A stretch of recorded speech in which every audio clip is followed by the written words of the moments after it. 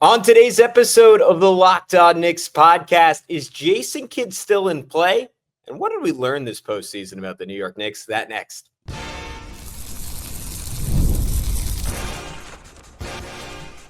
You are Locked On Knicks, your daily New York Knicks podcast, part of the Locked On Podcast Network. Your team every day. What's up, guys? You are Locked On Knicks, your daily New York Knicks podcast. I'm Gavin Schall, your favorite play-by-play broadcaster's favorite play-by-play broadcaster, a 10-year media member now, credentialed for the bulk of that time, covering the New York Knicks. And yes, your Saturday co-host of the Locked On NBA podcast. Again, this is Locked On Knicks, part of the Locked On Podcast Network, your team every single day. Your daily podcast on the New York Knicks gives the most detailed insight on your favorite team at least 5 days a week. So be sure to join thousands of other Knicks fans in subscribing on both YouTube and your favorite podcast platform for the best insight on your favorite team. On today's show, we got a lot to talk about. We are giving you the latest on Jason Kidd. We are giving you some more information on Tom Thibodeau's firing. And then we're going to talk about what we learned about the New York Knicks this postseason, their ceiling as a complete unit, and also on an individual level, what we can take away about this team and what's still a little ambiguous after the Knicks postseason run. But before we get into that, I want to remind you that this episode is brought to you by Monarch Money. Take control of your finances with Monarch Money. Use code LOCKEDONNBA, monarchmoney.com for 50% off your first year. All right, guys, if it seems like there's an abrupt cut in this episode in about a minute or two, it is because I initially recorded this one as a live stream. The first 5 minutes or so cut off. So this is me re-recording them. I'm not quite sure what happened there, but either way, I wanted to make sure you had the start of the episode because there's some good notes, courtesy of, I'm going to call it Aggregation Corner. Our friend Vincent Goodwell over at Yahoo Sports. He put out an article with some more reporting on Tom Thibodeau's firing. The first note in that article was that James Dolan was not a huge fan of Tom Thibodeau. And I find this fascinating because we're going to use the same framing in terms of how we discuss the Knicks playoff performance. But you could be kind of glass half full, glass half empty on this. If you want to be glass half full, you could say that, wow, maybe for a few years now, James Dolan has not been a big fan of Tom Thibodeau, but he waited for the front office and Leon Rose to decide that, hey, Tom Thibodeau is not the coach for this team to win a championship before making the change. If you want to be glass half empty, you could say that this is James Dolan going back to the James Dolan of old and away from the shift he made during the Phil Jackson era to take a step back, to hire good people, which he didn't until Leon Rose, but to have the intention of hiring good people and let them do their job versus meddling as someone who probably does not know a whole lot about the game of basketball. So not sure what the right answers of those two. Depends on how you want to look at it. I thought that was a fascinating note because Dolan interfering is not something we've really, thankfully, and a credit to him, something we've had to think about or something we've had to consider as Knicks fans for the last half decade. And I'm curious if we get more reporting on if it was Dolan, which faction of the front office is on the same page as him and which faction wasn't, because there's certainly rumors out there that Leon Rose might not have been as enthusiastic about the firing as other factions of the front office. That is not stuff that I've wanted to go too deep on in the podcast or give too much credibility on the podcast because it's not, unless I missed something, coming from people like Ian Begley or James Edwards. Another fascinating note is that, and this is a direct quote from the article, a couple of players felt like Thibodeau played the starters too many minutes and felt like he had an inability to adjust. And another player said he didn't feel he could play another season for Thibodeau if the coach returned next season. I think all of our minds probably go to Mikal Bridges when we hear that quote. Again, no reporting there. Not sure, but given the in-season minutes gate debacle, would make a lot of sense if it was Mikal Bridges. Obviously, Cat would have a case for thinking he wasn't used optimally this year. Deuce McBride would have a case for he wasn't used optimally this year. Seems like OG Anunoby has issues with his offensive usage, basically since he's coming to the NBA. So it could have been any of those guys. My bet would certainly be on Mikal Bridges. The final note that I found article that I thought were interesting, again, a direct quote. Some have suggested the coaching search will go into Summer League in July, but it seems like the Knicks don't have an outline plan for the future. Before commenting on that, let's switch over to another bit of aggregation in this first segment that I'm going to call Aggregation Corner. James Edwards, the fantastic Knicks reporter over at The Athletic, had a couple of notes on Jason Kidd. He said the Knicks while they might be preparing to ask for permission to interview Kidd for their vacancy, have not yet made a formal request. There has yet to be any contact as of Monday morning, per a Mavericks team source. So that is really, really fascinating, because all this reporting came out that the Knicks were incredibly interested in Jason Kidd, and that he was the one name the Knicks had on their interview list so far, and yet the Knicks have not made a formal request. Is that because the Knicks don't think it's actually plausible that the Mavs are going to say yes to that, and they want to do some back channeling before they even put out a formal request? And something that Edwards hints at later in the article when he says, and yet when the time comes, per multiple league sources, the expectations that the Mavs will deny that request. So that is certainly fascinating. That is in line with what Mark Stein reported on his Substack, that the Mavs don't really have any interest in losing Jason Kidd right now. Now, if Jason Kidd were to go on and he clearly wants to be with the Knicks over the Mavs, or he at the very least wants a chance to talk to the Knicks, and he presses the issue, does that change anything in Dallas? I'm not really sure, because he's under contract there, and Dallas again is not under any obligation to not only not let him out of his contract, they're not under any obligation to even let him talk to the Knicks. So that is certainly fascinating. Again, I personally am not the biggest fan of Jason Kidd being the Knicks next coach. Have to do a deeper dive, but from my understanding, there would just be a whole lot of overlap with what you had in Tom Thibodeau. And my reasoning for getting a new coach, and my presumed reason the front office wanted a new coach, is you have the largest analytics staff in the league. You had a coach in Tom Thibodeau who would talk the talk in terms of analytics, but would not often walk the walk in terms of analytics, right? Did not play his best lineups, did not play his most shooting heavy lineups. And I my thought process in all this was that the Knicks were going to go out and try to get a coach that fell in line with what this front office prioritizes, because for all 5 years, despite, and it is a testament to both Tibbs and the front office, and of course the Knicks players, that this team has had an incredible amount of success over the last 5 years, despite the fact that the coach and the front office, I think for the most part, were not really on the same page. And the greatest example of that divide was perhaps trading for Karl-Anthony Towns, right? A move from the front office, and then Tom Thibodeau's by and large refusal to maximize Karl-Anthony Towns. Yes, you could, the counter argument there would be that Tibbs leaned into playing him at center, right? Which is obviously a more favorable spot for him on the offensive end of the floor than power forward. But beyond that, did not really do much of anything to make Karl-Anthony Towns' life easier as an offensive player, both in terms of his play calling and in terms of his personnel usage, particularly, right? Not starting Deuce McBride, not playing cat and 5-out lineups, where he would personally thrive and the team as a whole would thrive, at least based on the small sample sizes we got of that throughout the year. Again, I don't want to presume that Jason Kidd would be similar and that Jason Kidd wouldn't prioritize shooting in a similar way. I actually think he would almost definitely be better than Tom Thibodeau on that front. But it's fascinating to me that he was the first guy that the Knicks thought of, seemingly in a serious manner, given that I don't think he would be the number one person I would, again, think I'm using a lot of speculation here, would be out there that could really buoy the Knicks offense and lean into what my presumed priorities of the front office are.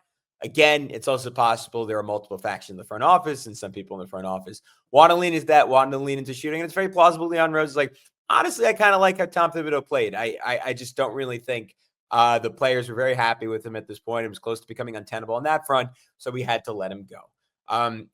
All of this is a load of speculation, right? Like, I mean, outside of the Ian Begleys of the world, whatever you hear about the coaching search is going to be a lot of speculation. But I am curious to see how aggressively the Knicks pursue Jason Kidd, or if that was just something that reporters heard and ran with. And Kidd is more so someone that the Knicks would be interested in talking to versus just flat out the early favorite for this job. The only other bit of news that dropped from Steve Popper of Newsday is that Precious Achiuwa very likely will not be back. It seems like he was pretty unhappy with the team. It seems like the team was fairly unhappy with him. That is certainly something we can dive into in some of our free agency previews. But just something I wanted to note. Not super surprising. There was not really a great role for him on the team this year, as Tom Thibodeau did not consistently want to use him. And I think part of it was that he was hurt at the very beginning of the year, but as a backup center, which I think is clearly his position, instead he was played at a position at backup power forward. And I don't really think Precious Achiuwa is an NBA level player, or at least he's an NBA level player. He's not a rotation level player as a backup power forward. If you want to go with a switch heavy scheme with him at center and you have rebounding insulation across the lineup to make that plausible, then he can be pretty useful on the right team in the right context at power forward. We all know what it looks like when he is standing alone in the corner with no one guarding him. It is not good. I don't think he's a great fit for this team, especially if your expectation is that you're going to have a mostly healthy Mitchell Robinson to be your backup center and Ariel Hukporti, a year improved, a year better, that could potentially, I think will play a more substantial role next season and be kind of your clear-cut pitch and center in the vein of what Jericho Sims was for the New York Knicks over the first 3 years of his career. All right, we are exiting the realm of speculation and rumors, and we are heading into some hardcore basketball analysis. What exactly did we learn about the New York Knicks on this postseason run? We get into it next here on Locked On Knicks.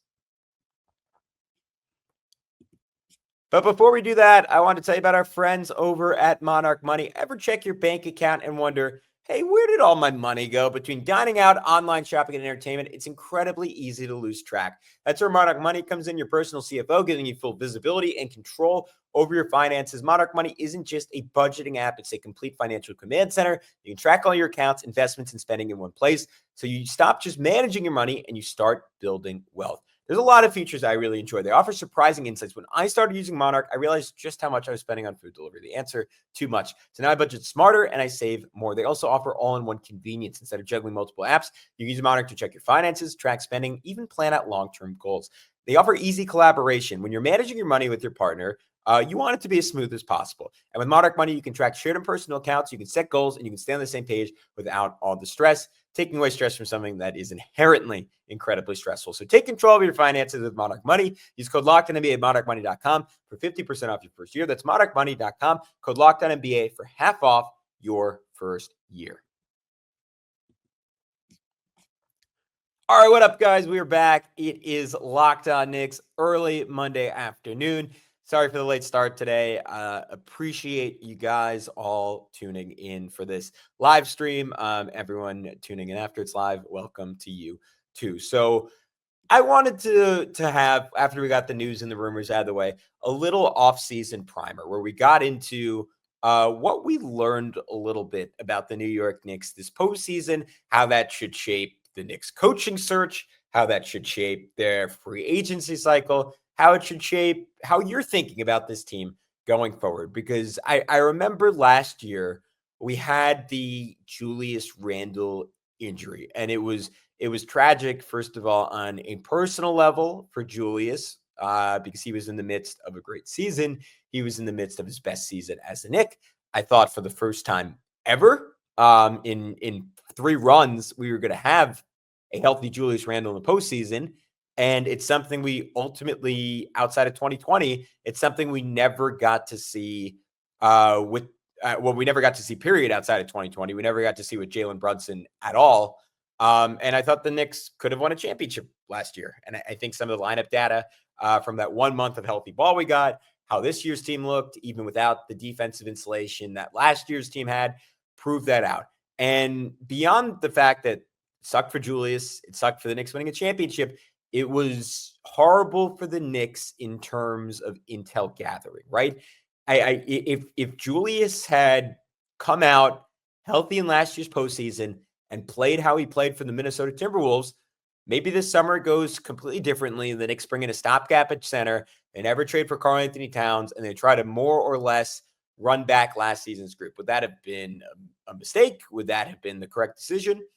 I don't know. I just say that to say playoffs are incredibly important, not only because of the final result, but because it shapes what you think about your team going forward. And we can watch regular season basketball and we could say, all right, well, this is how I think this guy translates to the postseason. This is how I think this guy translates to the postseason. This is how I think this tactic translates to the postseason. This is how I think these lineups translate to the postseason, but you don't actually know until you get there. And it helps a lot when you actually make a run all the way to the conference finals, because it gives you a slightly more substantial sample size to go from, versus when you go out in 4 or 5 games in the first round, you say, all right, does this guy suck? And is he not a postseason riser? Or was he just cold and didn't shoot the basketball particularly well over 4 or 5 games?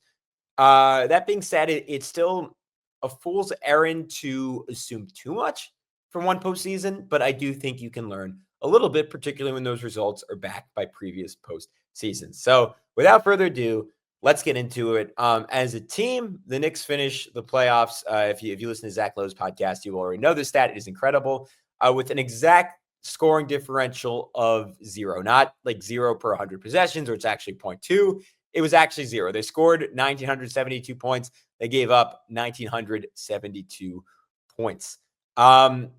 You can go series by series with this team, right? And say they probably underperformed against Detroit, just collectively, though. I thought the defense overall, with certainly some down games and some down moments for both Jalen Brunson and Karl-Anthony Towns, was quite good. I thought the offense, by and large, really struggled. I thought the offense was not optimized. I generally came out of that series, anyone who watched our series preview against the Celtics or our Game 6 recap, and was maybe slightly disgusted by the fact that Alex and I weren't a little bit more enthusiastic coming out of that, probably know that coming out of that one, I did not really see any world where the Knicks would get to Game 6 of the conference finals. That was absolutely not on my bingo card. The Celtics series is such, I'm going to again steal from Zach Lowe, like a Rorschach test of how you view basketball, right? Because it's easy to say, well, the Celtics had outlier bad shooting. They did not have anything resembling a healthy version of Kristaps Porzingis, the player who maybe challenged the Knicks more than anyone else on that team in terms of just befuddling Karl-Anthony Towns, befuddling their pick and roll coverage, and maybe just the one guy offensively and defensively the Knicks had no answer for him. He was wiped out by some kind of post-viral syndrome. Again, best wishes to KP. Hope he's okay. It seems like an absolutely horrific thing to go through. So I'm hoping he's doing all right. But you could look at that. You could look at the Celtics' poor shooting. You could look at the Knicks getting red hot at the end of the games, and you could say randomness. If you're a glass half empty kind of guy, if you're a glass half full kind of guy, you could look at that and say, oh my God, the Knicks just knocked out the defending champions. They would have been a 3-1 even before Tatum got hurt, and Boston in some ways played better after Tatum got hurt, at least for one game. And the Knicks were incredibly clinical and gutty in the way they closed out some of those games. And you look at the fourth quarter of game 1, the fourth quarter of game 2, the second half of game 4, the entirety of game 6. And I don't know if you wanted to isolate those segments of Knicks basketball, you would come away thinking that this was clearly a championship caliber team. And I would challenge anyone who watched that to say that the Knicks didn't have the talent to beat the Indiana Pacers, or the Knicks didn't have the talent to beat the Oklahoma City Thunder. I flat out, I don't believe it. And I know Indiana presented very different tactical challenges than Boston did. Another thing on the glass half empty side is that Joe Mazzulla, who beyond just being a incredibly fun, weird personality, I think is a very good basketball coach generally. I thought he coached a terrible series against the New York Knicks and did not really punish the Knicks' weaknesses in any meaningful way, because he basically went with the tactic of, at least on the offensive end of the floor, certainly not defensively, they made substantial changes to attack the Knicks in very specific ways. Offensively, he essentially said, we are who we are. We're going to keep playing this same way. We are not going to really adjust to poke and prod at where the Knicks are bad, outside of adjusting the wrong way, which was just relentlessly attacking Jalen Brunson and Karl-Anthony Towns in isolation versus in multifaceted actions. I thought he went about it completely wrong. I thought Rick Carlisle, conversely, went about it completely right. And I came away from that Indiana series in turn with also very mixed feelings of, like, on one hand, like, I don't know, outside of the lineup deployment, which is a weird thing for me to just wipe off the board, because that's sort of the number one job of the head coach. in a lot of ways. I thought Tom Thibodeau tactically coached a fine series to some extent or another. I thought he was kind of grossly outmatched by Indiana. And I don't think the Knicks were ready for the Pacers' pace. I don't think they were ready for the Pacers, the ball pressure Indiana applied that weirdly Boston, again, did not replicate, even though they had the personnel to replicate in a real way. The Pacers' screen navigation gave Jalen Brunson and the Knicks a lot of trouble. And Indiana was deeper, younger, faster, and the Knicks ultimately did not get enough from a couple of guys in that series, which we can get into now and throughout this episode. But do I think the Knicks were capable of beating the Pacers with another coach, with different lineups? Yeah, I think they probably could have. It doesn't mean they would have beaten the Thunder. I think they would have been heavy underdogs against the Thunder.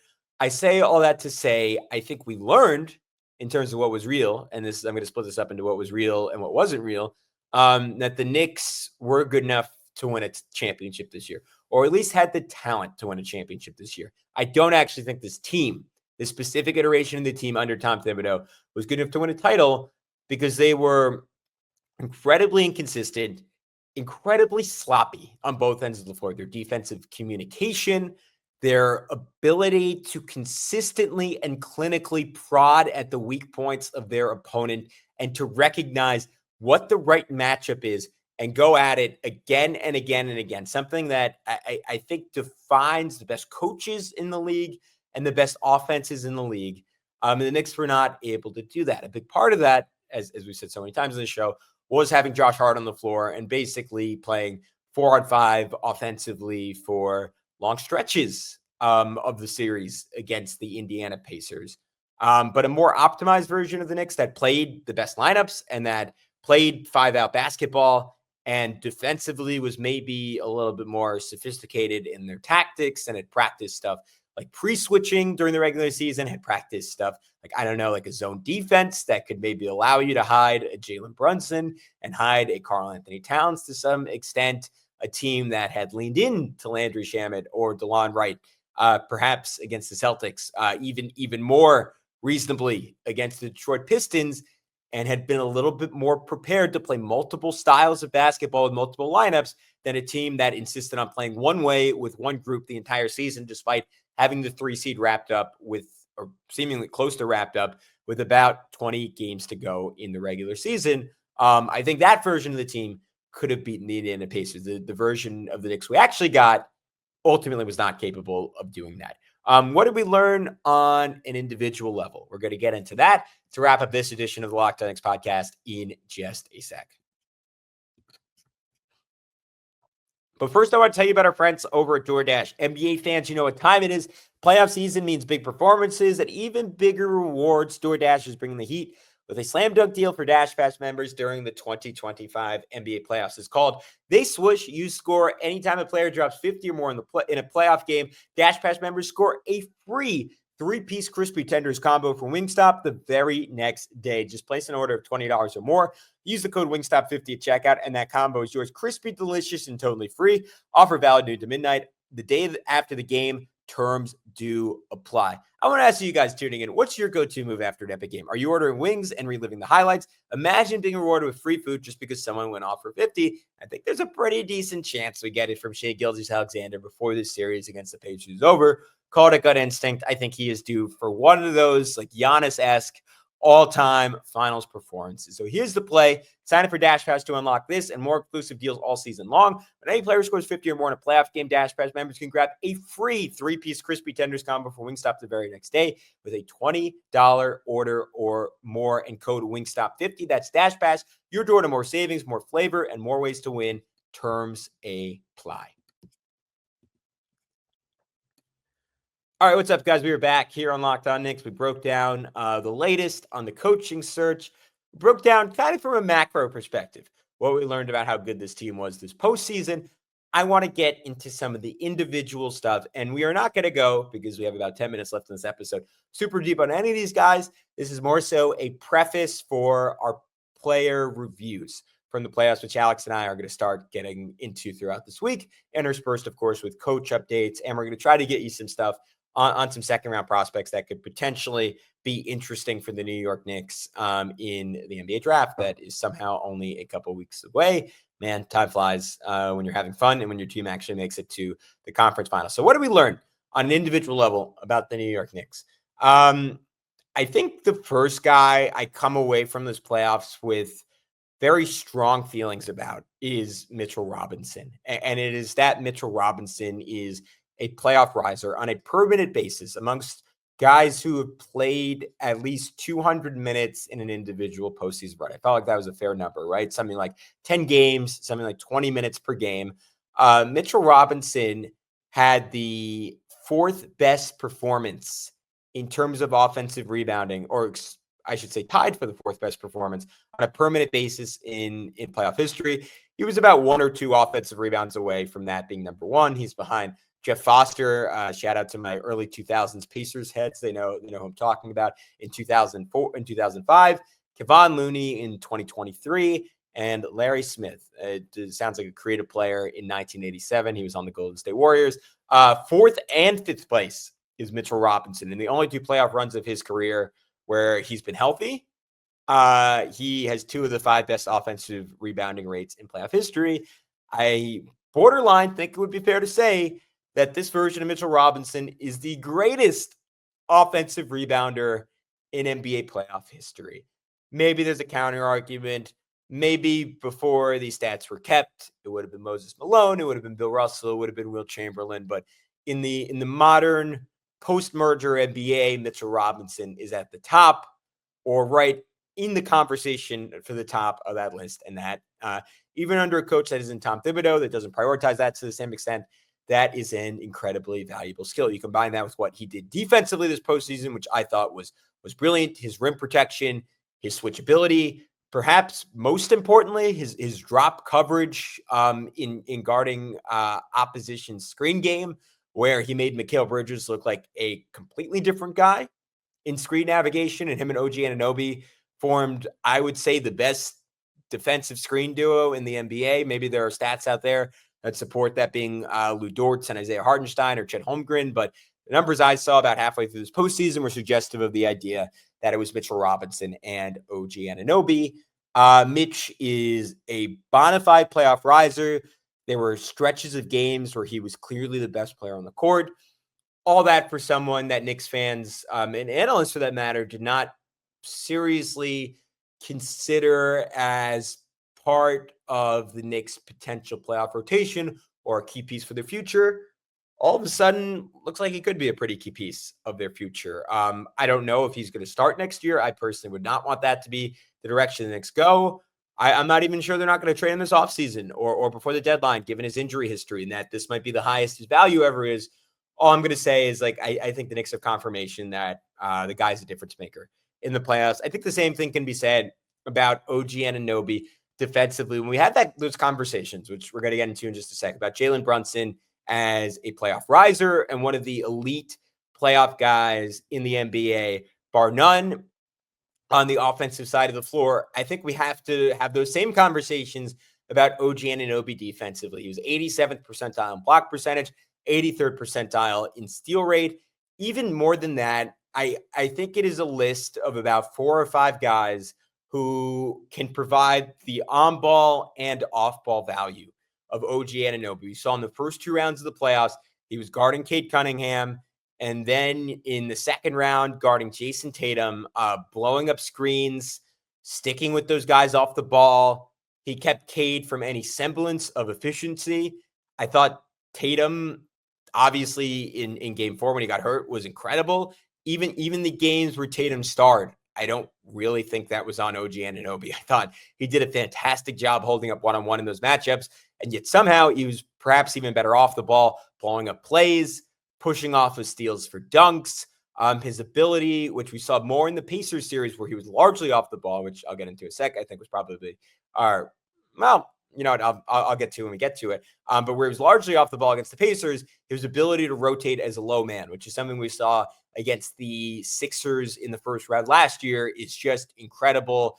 Again, I cannot really think of another wing in the NBA that provides, maybe Jonathan Isaac, if you want to consider him a wing, that provides the level of rim protection OG does. rotating over, going straight up and down, altering shots, blocking shots. His ability against the Celtics to play in gaps, it might have been the single biggest factor in the Knicks winning that series. And when the Celtics would isolate Jalen Brunson and Karl-Anthony Towns, yes, Brunson and Cat did a great job holding up. It was even more so about what Mikal Bridges and even more so OG Anunoby did off the ball, stunting in and then recovering the shooters to deter the Celtics from just cooking and getting to the rim over and over again. And when you see the Celtics took a million threes and missed a million threes, I think OG Anunoby had a large hand in them not getting all the way downhill and getting to the rim. We can talk about the offense. We can question the offense. We will go deep on it in our playoff review on OG Anunoby, but I just wanted to know that. All right, what do we not know about the New York Knicks coming out of this postseason? I was going to go a lot deeper on this, so I will do the fast track version. And again, we will get into a much deeper dive down the road, just because I went a little too long in the first segment. I apologize for that. I don't know if we know that the Knicks have a number one on a title team. And that is not where I was at coming out of the Celtics series. That is not where I was at for most of the Pacers series, where Jalen Brunson, at least until game 6, was largely spectacular and did everything possible to drag the Knicks out. The numbers are great. He had 29 points, 7 assists, 3 rebounds, 46% from the field, 36% from 3, 85% from the line. You go a little deeper. His efficiency was fine. It was not elite. 43rd percentile in points per shot attempt, which is like a catch-all metric for efficiency among point guards. But again, you have to take the volume into respect and amongst stars. So to define this, I said guys in the playoffs who took 15 or more shots. Jalen Brunson was tied for 9th in true shooting percentage amongst 24 players taking at least 15 shots per game. He was 5th in points per game in that group. I say all that to say Jalen was relatively efficient amongst the highest volume guys. He did that going up against 2 elite defenses in the Pistons and the Celtics, and one pretty good one in the Indiana Pacers that I thought played above their heads against Brunson. He did that despite not optimized lineups. My questions about Jalen are more so the approach it takes to get to that numbers and how Jalen-centric it has to be and what it looks like under a new coach that maybe, unlike Tom Thibodeau, does not lean into Jalen ball to quite the same extent. And does this team still work when you don't lean into Jalen ball the same way? Does this team have a great ceiling if you are leaning into Jalen ball, but you also don't have an elite offense to max it out? This is a very complicated conversation where like it is just about tilting the margins in certain directions. So I don't want to, I hesitate to sum it up fully in 2 or 3 minutes, but I think it is an interesting one for the New York Knicks going forward.